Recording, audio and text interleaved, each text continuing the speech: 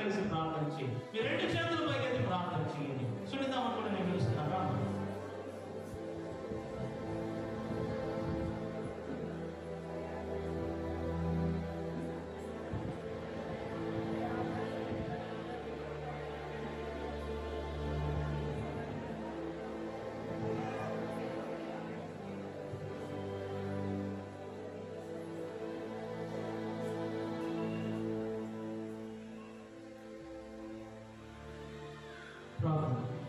మీరందరూ తీసుకోవడానికి సిద్ధంగా ఉన్నారు అన్నట్లయితే మీ రెండు చేతులు దేవుడు చూస్తుండగా ఆయన ఏమో మీరందరూ రెండు చేతులు పైకి స్వరమెత్తి ఆ దేవుడికి నిండు వందనాలు చెల్లించడం కలిసి హల్లెలూయా హల్లెలూయా హల్లెలూయా హల్లెలూయా స్తోత్రం స్తుతించండి స్తుతించండి స్తోత్రం ప్రభువానికి వందనాలు.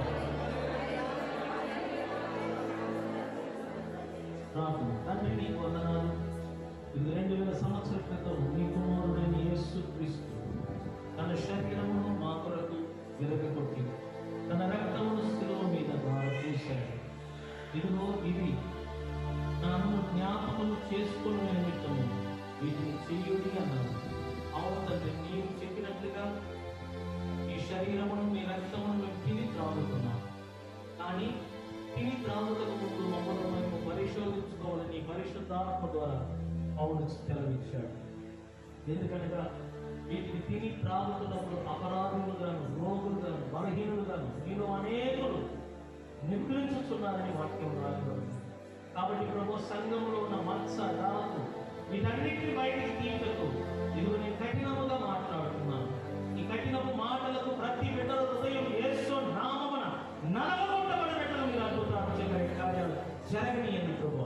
ప్రతి కుటుంబంలో ఐక్యత, ప్రతి కుటుంబంలో ఏకాత్మ, ప్రతి కుటుంబంలో క్రమశిక్షణ, ప్రతి స్త్రీ తన భర్త ఎదుట పవిత్రమైన ప్రవర్తన కలిగి నడువుటకును, ప్రతి పురుషుడు తన భార్యను నోటి మాటల ద్వారా సన్మానించుటకును, తన భార్యతో కాపురముగా జ్ఞానముతో కాపురము చేయటకు సహకరించండి. ఈ బలను దీవించండి ప్రభు. ఎవరు కూడా అపరాధ మనసుతో తీసుకొని అనారోగ్య పాలవ్వకుండా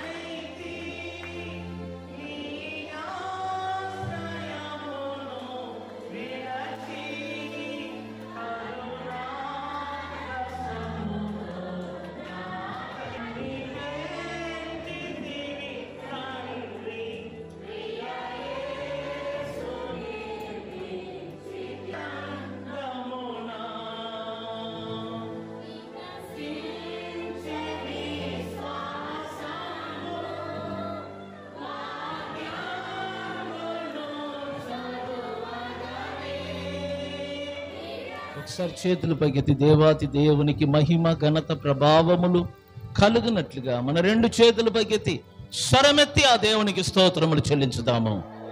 హల్లెలూయా, హల్లెలూయా. స్తోత్రం ప్రభువా, నీకే వందనములు తండ్రి. ఇదిగో ప్రభువా, 20వ తారీఖు నుండి 25 వరకు మేము అనుకున్నట్లుగా CBS ప్రోగ్రాం జయప్రదంగా జరిగించుటకు నీ కృపను అనుగ్రహించండి. 200 మంది పిల్లలు రావుటకు నీ కృపను అనుగ్రహించండి.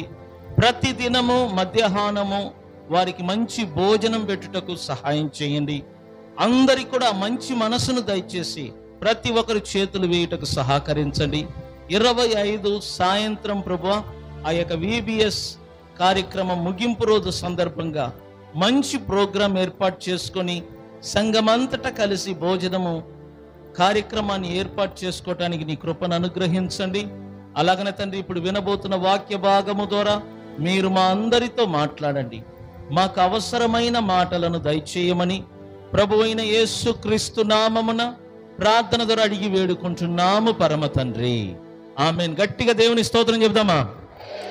హల్లెలూయా, హల్లెలూయా, హల్లెలూయా.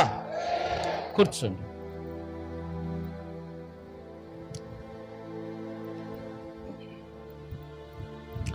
మంచిది సంగమా, కూడి వచ్చిన దేవుని బిడ్డలైన మీ అందరికీ ప్రభు అయిన యేసుక్రీస్తు నామమున వందనములు చెల్లించుకుంటున్నాను.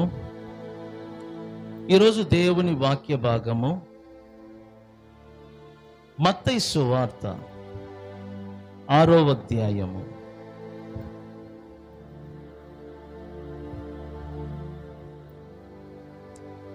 31, 32, 33, 34 ఈ 4 వాక్య భాగములను చదువుకుందాం. మత్తయి సువార్త అధ్యాయము 6, 31 నుంచి 34 వరకు చదువుకుందాం. కాబట్టి ఏమి తిందుమో, ఏమి త్రాగుదుమో, ఏమి ధరించుకొందుమో అని చింతపడకుడి. అన్యజనులు వీటన్నిటి విషయమై విచారింతురు. ఇవన్నీ మీకు కావలేనని మీ పరలోకపు తండ్రికి తెలియను. కాబట్టి మీరు ఆయన రాజ్యమును నీతిని మొదట వెదకుడి, అప్పుడు ఇవన్నీ మీకు అనుగ్రహింపబడును. రేపటిని గూర్చి చింతింపకుడి. రేపటి దినము దాని సంగతులను గూర్చి చింతించును. ఏ నాటికీడు ఆనాటికి చాలును. రేపటిని గూర్చి చింతింపకుడి. చెప్పండి, యేసు ప్రభు ఏమంటున్నాడు ఇక్కడ? రేపటిని గూర్చి చింతింపకుడి. మనం ఎప్పుడైనా చూడండి, రేపటిని గూర్చి చింతిస్తూ ఉంటాం. రేపు మన పిల్లల పరిస్థితి ఏంటి, రేపు వాళ్ళ చదువుకు కావలసిన ఫీజులు, వాటి గురించి చింతిస్తూ ఉంటాం. పిల్లలకు వివాహము ఎలా చేస్తాను, వాటి విషయమై చింతపడుతూ ఉంటాం. రేపు మా అమ్మాయికి ఎటువంటి అల్లుడు వస్తాడు, భర్త ఎలాంటి వాడు వస్తాడు, మా అబ్బాయికి ఎటువంటి కోడలు వస్తారు, వీటి విషయమై చింతపడే వాళ్ళు చాలా మంది ఉంటారు. కొంతమంది అయితే రేపు మా పిల్లలు మమ్మలను చూస్తారా చూడరా, వాటి విషయమై చింతపడుతూ ఉంటారు. ప్రతి మనిషి ఏదో ఒక విషయములో చింతపడుతూ జీవిస్తూ ఉంటారు. ఈ ప్రపంచములో చింత లేకుండా ఏ మానవుడు కూడా జీవించలేడు. ఎప్పుడు చూసినా మనిషి చింతపడుతూ ఉంటాడు. చింతపడటం అంటే బాధపడటం, దుఃఖపడటం. దీని వలన మనిషికి కలిగే లాభం ఏంటి తెలిసిన? అనారోగ్యం. ఈరోజు చాలా మంది అనారోగ్యంగా ఉండటానికి కారణం వారికి తెలియకుండా వారి లోపల చింతపడటమే ముఖ్యమైన కారణం. తల్లిదండ్రులు పిల్లల గురించి చింతపడుతూ ఉంటారు. ఈ రోజు గురించి కాదు, రేపటి గురించి. కానీ ప్రభు మనకు నేర్పే పాట ఏంటంటే, రేపటి ఏంటంటే చెప్పండి, రేపటిని గూర్చి నువ్వేం పడవద్దు, చింతపడవద్దు.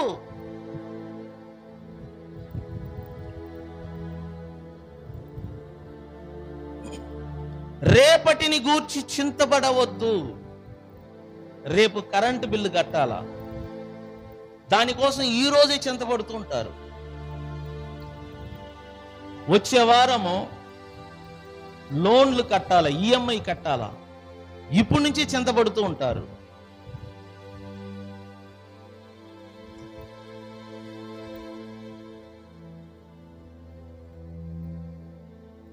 వచ్చే నెల అమ్మాయికి ఫీజు కట్టాలా, వచ్చే నెల కట్టాలా ఫీజు, ఇప్పటి నుంచి చింతపడుతూ ఉంటారు. మీరు చూడండి, భవిష్యత్తును గూర్చి ఎక్కువగా చింతపడుతూ బాధపడటం వలన మీకు వచ్చే లాభము ఏముండదు. మీరు ఎప్పుడైనా ఈ రోజు గురించి ఆలోచన చేయండి. ఈరోజు మీ పరిస్థితిని బట్టి ఆనందించండి, సంతోషించండి. ఈరోజు మీ దగ్గర రూపాయి ఉందంటే ఆ రూపాయిని అనుభవించు, ఆ రూపాయిని వాడుకో.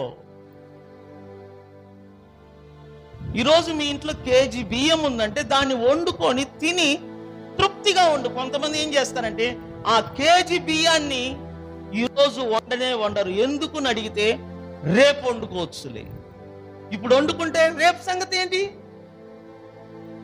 మీలో చాలా మంది ఉన్నారు అట్లా.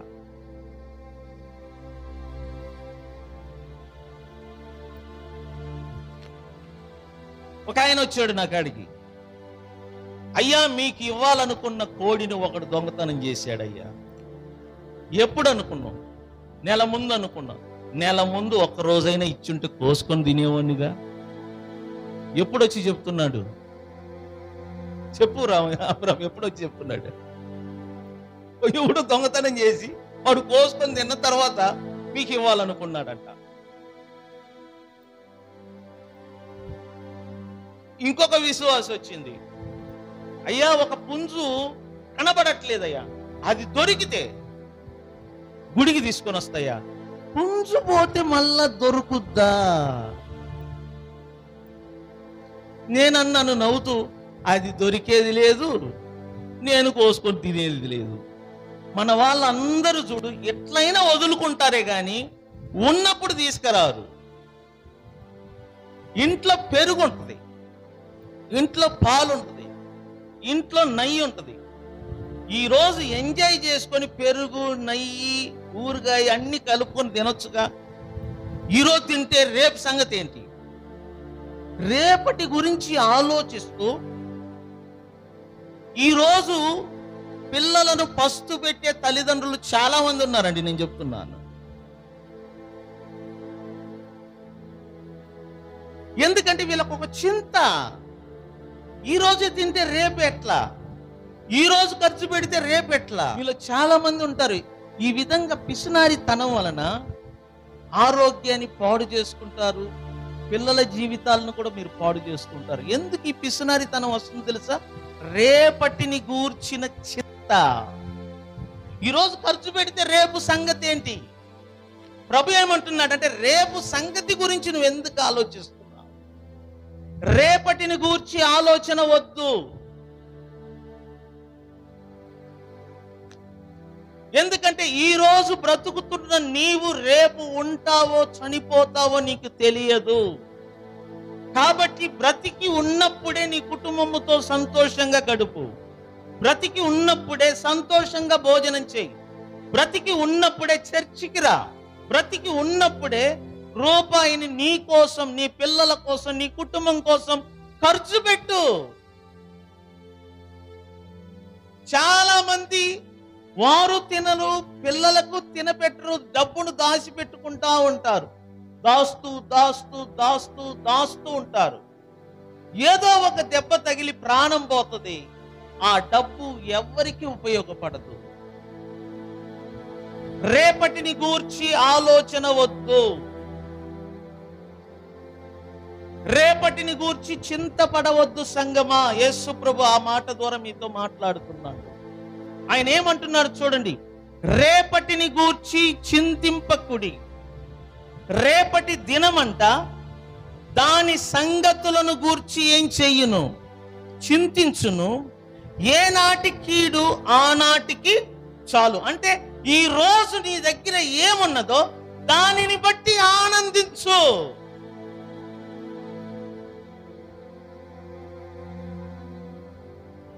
దానిని బట్టి సంతోషించు.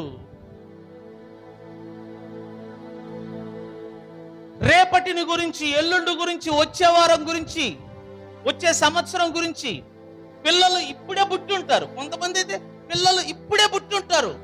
వాళ్ళ భవిష్యత్తు గురించి ఆ రోజే ఆలోచిస్తారు.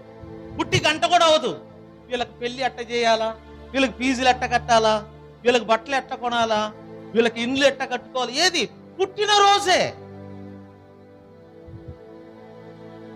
మీరు అలా ఉండకాకండి.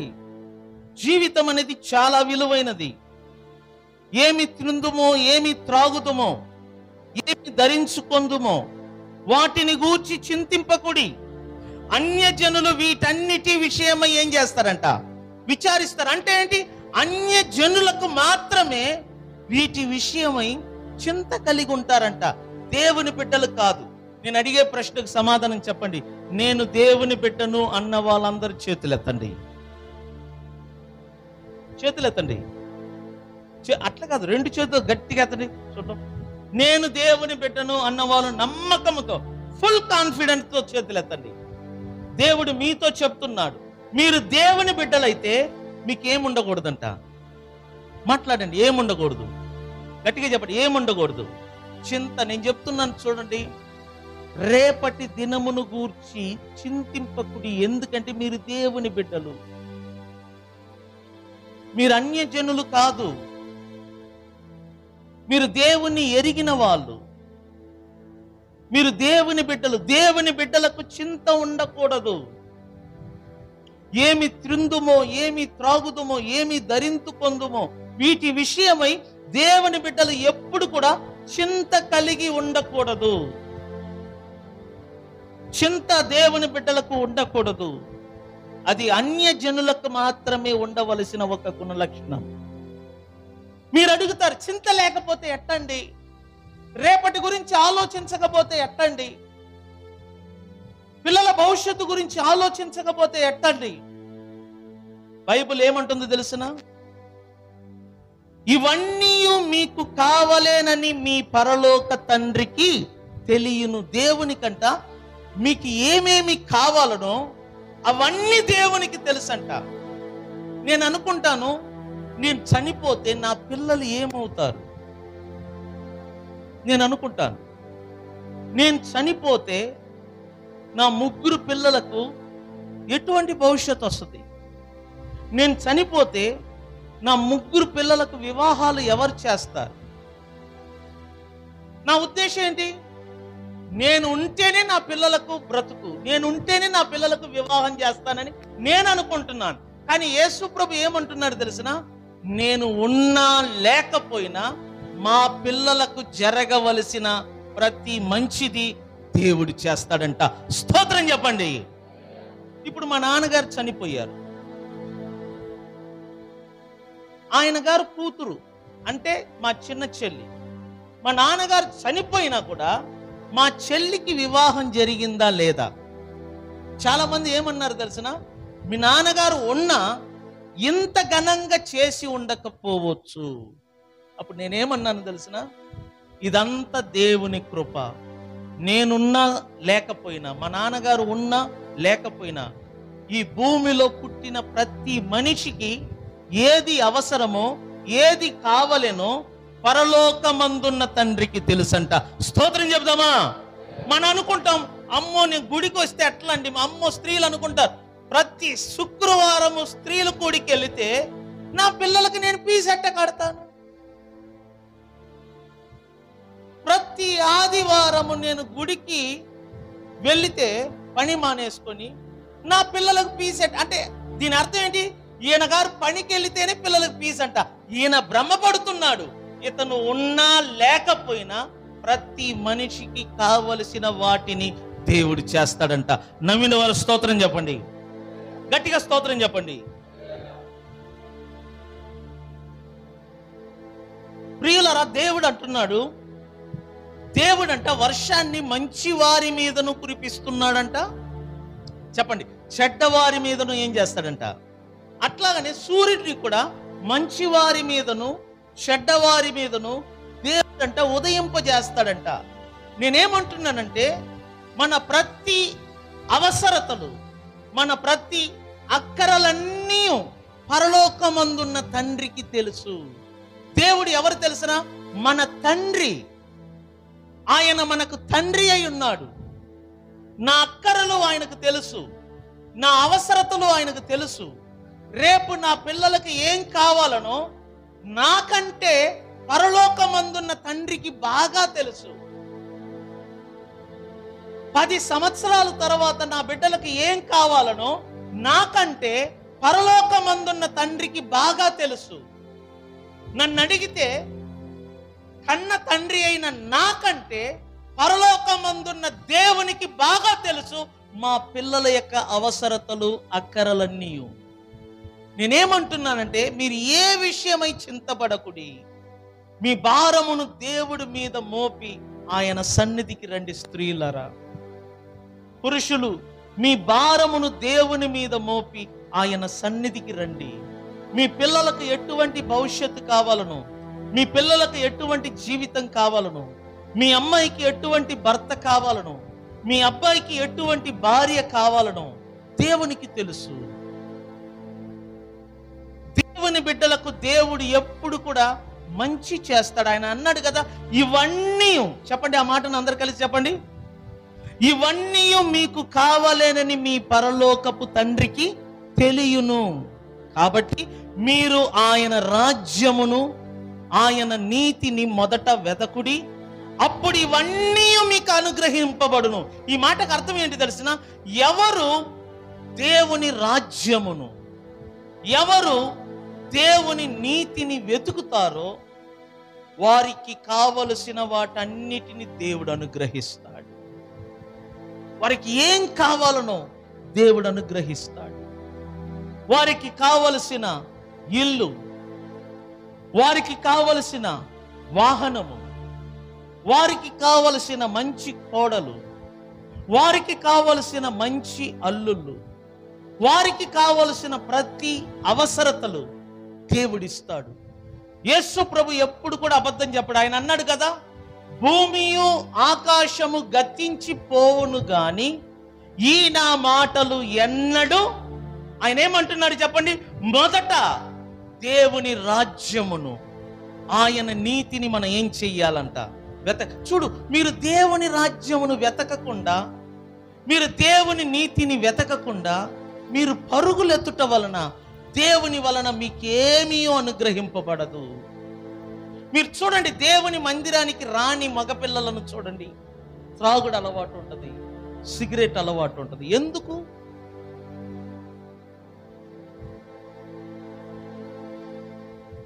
దేవుని మందిరానికి రాని వారికి మంచి భవిష్యత్తు ఉండదు. దేవుని మందిరానికి రాని వారు ఏది ఆశపడ్డా వారికి దొరకదు. బైబిల్ అంటుంది, భక్తిహీనుల ఆశ అంట భంగమైపోతుందంట. సో భక్తిహీనత వలన నువ్వు ఏది ఆశపడ్డా దొరకదు. భక్తిహీనత వలన నువ్వు ఏ ఉద్యోగం ఆశపడ్డా దొరకదు. భక్తిహీనత వలన నువ్వు ఎంత ప్రయత్నం చేయి, అది వెనకపోతూ ఉంటది. నేను అందుకే చెప్తున్నాను, దేవుని సన్నిధికి రండి, దేవుని రాజ్యమును వెతకండి, దేవుని నీతిని వెతకండి, అప్పుడు మీకు కావలసిన అన్నీ అనుగ్రహింపబడతాయి. మీకు ఇల్లు కావాలన్నా, మీకు కారు కావాలన్నా, మీకు రాబడి కావాలన్నా, మీకు మంచి జాబ్ కావాలన్నా, మీకు ఏమేమి కావాలనో అవన్నీ మీకు అనుగ్రహింపబడతాయి. మీరు చేయవలసిన పని ఒక్కటి మాత్రమే, దేవుని రాజ్యమును, దేవుని నీతిని మాత్రము వెతకండి. ఇక్కడ చూడండి, మీరు మీ తండ్రిని అడుగక మునుపే మీకు అక్కరగా ఉన్నవి ఏవో ఆయనకు తెలియను. నిజంగా చెప్తున్నాను, దేవుణ్ణి అడిగినప్పుడంట దేవుడు మనకు అనుగ్రహిస్తాడంట. యాకోబు తన పత్రికలో ఒక మాట చెప్పాడు, దేవుణ్ణి అడగక పోవటం వలన దేవుని యొద్ద నుండి వారు ఏమీ పొందలేరు. అంటే కొన్ని వాక్యాలు ఏమంటుందంటే, అడుగుడి మీకు ఇవ్వబడును, అడిగితేనే దేవుడు ఇస్తాడు. ఇంకొక వాక్యం ఏమంటుందంటే, అడగకపోతేనంట దేవుడు ఇవ్వడంట. కానీ ఇక్కడ దేవుని వాక్యం ఏమంటుందంటే, మీరు అడగక మునుపే మీ అక్కరలన్నీ ఎవరికి తెలుసంట? దేవునికి తెలుసు. నమ్మిన వారు స్తోత్రం చెప్పండి గట్టిగా. నేను యథార్థంగా చెప్తున్నాను, మీరు అడగక మునుపే మీ అక్కరలన్నీ దేవునికి తెలుసు. అక్కర అంటే ఏంటి తెలిసిన? అవసరత. మీ అవసరత ఏంటో దేవునికి తెలుసు. రేపు మీకు 10,000 రూపాయల అవసరత ఉంటే దేవుడంట ఆ 10,000 రూపాయల్ని ఆ టయానికి మీకు అందేటట్లుగా ఎవరో ఒకరిని దేవుడు ఎంచుకుంటాడంట. నేను నా లైఫ్లో అలాంటి అనుభవాలు అనుభవించాను. నేను అనుభవించకపోతే ప్రతి నెల నేను ఈఎంఐ కట్టలేను. కుటుంబ ఖర్చులు, పిల్లల ఖర్చులు. రేపు ఇంత ధైర్యంగా నేను 20 నుంచి 25 వరకు మధ్యాహ్నం పూట కూడా భోజనం పెట్టాలని నేను ధైర్యం చేసుకున్నాను. ఎవరిస్తారో ఎవరెవరో తెలియదు నాకు. 25 రాత్రి సంఘానికి భోజనం పెట్టాలని ధైర్యం చేసుకుని నిర్ణయం తీసుకున్నాను. ఎవరిస్తారో ఎవరెవరో తెలియదు నాకు. మరి ఇంత ధైర్యంగా నేను ఎలా ఈ నిర్ణయం తీసుకుంటున్నానంటే వాక్యాన్ని నమ్ముతున్నాను. మీ అక్కరలన్నీ ఆయనకు తెలుసు. సంగమా, అర్థం చేసుకో. మీ పిల్లల అక్కర, నీ అవసరత, మీ పిల్లల అవసరత, మీ కుటుంబ అవసరత, వారి భవిష్యత్తు అవసరత, మీ అక్కరలు, మీ అవసరతలన్నీ దేవునికి తెలుసు. కాబట్టి మీరు బాధపడాల్సిన పని లేదు, మీరు చింతపడాల్సిన పని లేదు, మీరు దిగులు పడాల్సిన పని లేదు. మీరు ధైర్యంగా బ్రతకండి. నేను చూశాను నా జీవితంలో దేవుని సహాయాన్ని. నేను చూశాను ప్రతిరోజు దేవుని సహాయాన్ని. అందుకే నేను చెప్తున్నాను, దేని విషయం భయపడవద్దు, దేని విషయం బాధపడవద్దు, దేని విషయం చింతపడవద్దు. మీరు అడగక మునుపే మీ అక్కరలన్నీ పరలోకమందున్న దేవునికి తెలుసంట. నమ్మిన వారు చేతులెత్తి స్తోత్రం చెప్పండి. భయపడవద్దు.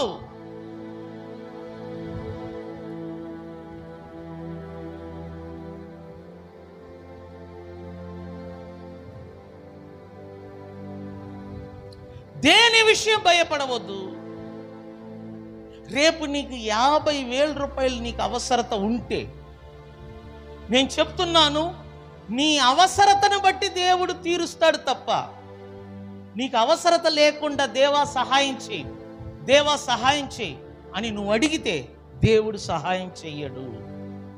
నీకు రేపు ఏ అవసరత లేదు, కానీ నువ్వు అడుగుతున్నావు, దేవా నాకు 10,000 కావాలి. నీకు అవసరత లేదు, నువ్వు అడుగుతున్నావు, కానీ దేవుడు సహాయం చెయ్యడు.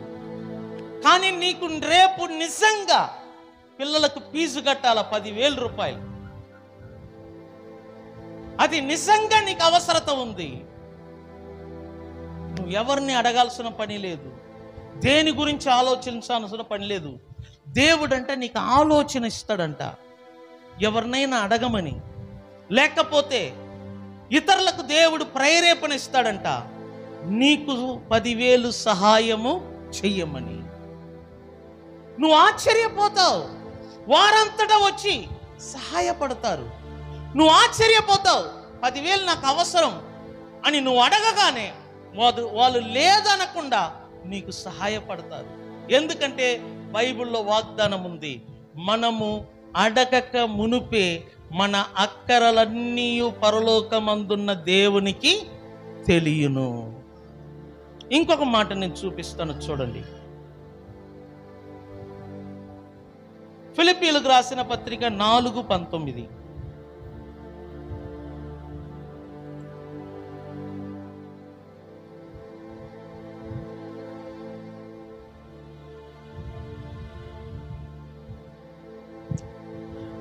ఫిలిప్పీయులకు రాసిన పత్రిక 4:19. దేవుడు తన ఐశ్వర్యము చొప్పున, చెప్పండి, దేవుడు తన ఐశ్వర్యము చొప్పున క్రీస్తు యేసునందు మహిమలో, చెప్పండి ఈ మాటను గట్టిగా, మీ ప్రతి అవసరములను ఏం చేస్తాడంట? చెప్పండి, మన ప్రతి అవసరములను దేవుడు ఏం చేస్తాడంట? తీరుస్తాడు. మీ ప్రతి అవసరమును, మీ కరెంటు బిల్లు, మీ ఫోన్ బిల్లు, మీరు కట్టవలసిన ఈఎంఐ, మీరు కట్టవలసిన ఇంటి అద్దె, మీరు కట్టవలసిన డబ్బులు, మీరు ఎవరెవరికి ఎక్కడెక్కడ కట్టాలనో, మీ అవసరతలు ఏంటో, మీ అక్కరలు ఏంటో నీకు తెలుసు కదా. అవన్నీ దేవుడంట తీరుస్తాడంట. దేవుడు అంటున్నాడు, మీ ప్రతి అవసరములను తీరుస్తాడు. నమ్మితే గట్టిగా స్తోత్రం చెప్పండి, గట్టిగా స్తోత్రం చెప్పండి. చూడండి, దేవుడు మీ ప్రతి అవసరములను తీరుస్తాడు.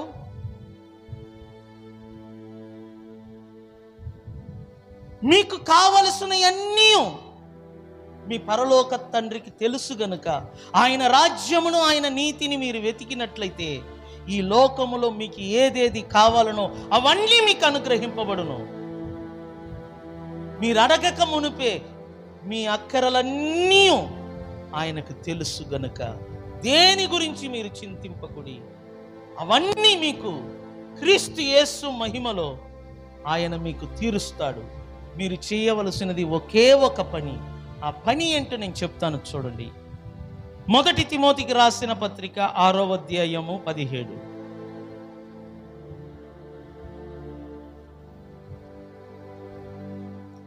1 తిమోతికి రాసిన పత్రిక 6:17 చదువునన్నా.